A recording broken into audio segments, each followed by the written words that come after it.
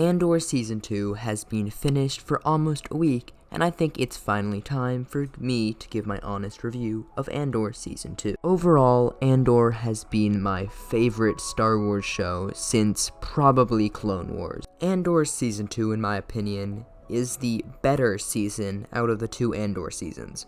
Maybe it's because I'm older now, but I feel more connected to the characters in this season. I also feel like I can better enjoy the political tensions of Andor. In Season 1, I felt like I could kind of agree with some of the critiques that Andor was a little slow. I still enjoyed it, but I think in Season 2, it really felt like it was a lot more exciting, and the parts that I think a lot of people would have considered boring in Season 1 didn't feel boring in Season 2. The episodes on Gorman were probably my favorites out of the season, but I think all the episodes were handled very well. The only little arc that I found boring was the first mini arc on Yavin, but it wasn't bad, just felt kind of pointless to me. Before I start singing the show's praises, I want to talk about my problems with Andor. Now, a lot of these criticisms are nitpicks, but I still want to share them. My first nitpick is with Cyril Karn, and it's to do with his costuming.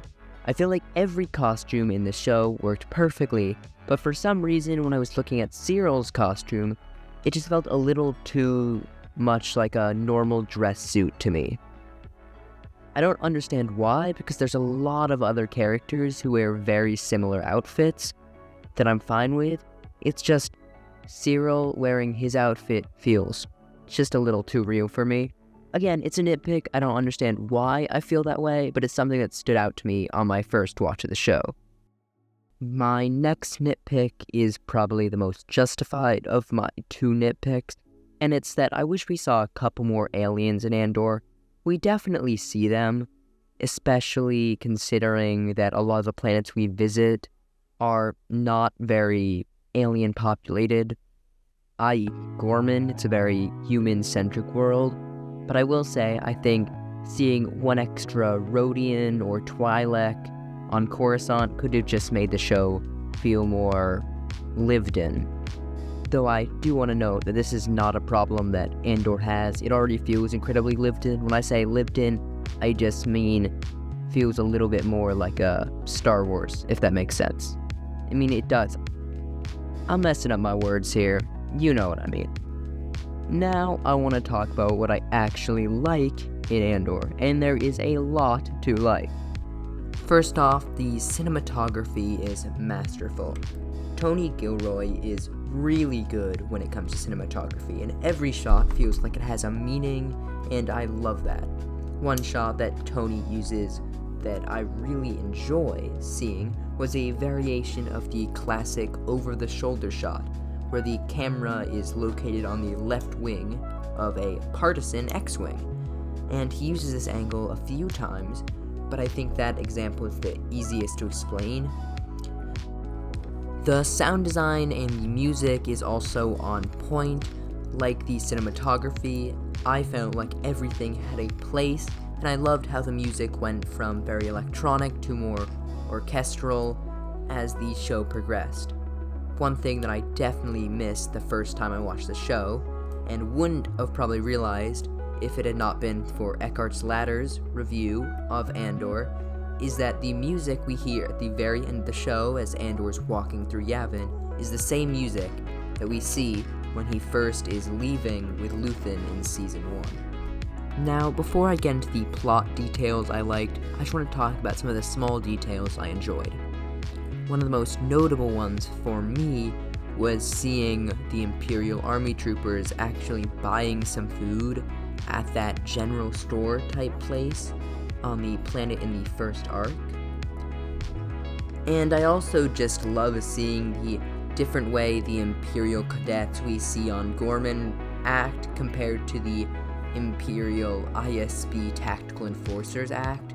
Just the way they move is so different. I really enjoy that because it makes you think about, you have these cadets basically fumbling around, kind of stumbling throughout the battlefield, compared to the ISB tactical troopers who are acting like very tactically, covering each other's sixes, all that type of stuff, and I really love to see that. Now I want to talk about plot details. I loved seeing the TIE Avenger in the first couple episodes. I loved the Gorman massacre. I particularly liked the detail of the sniper firing into the crowd. I loved seeing the wedding of Mon's daughter. Not for the actual wedding part, I don't really care about that, but it was nice to see a little bit more of Chandrilan customs and culture. Other than the arc on Yavin that I mentioned earlier, the only real part that I thought was slightly more boring than usual was the escape that Mon had from the Senate, but that was still really good and surprisingly enjoyable. While my favorite episodes were definitely the arc with the Gorman massacre, my other favorite arc is actually probably when Andor is going to rescue Clea, and you have the ISB tactical troopers moving in to get her. And then you, of course, also have Clea killing Luthen and all of that type of stuff.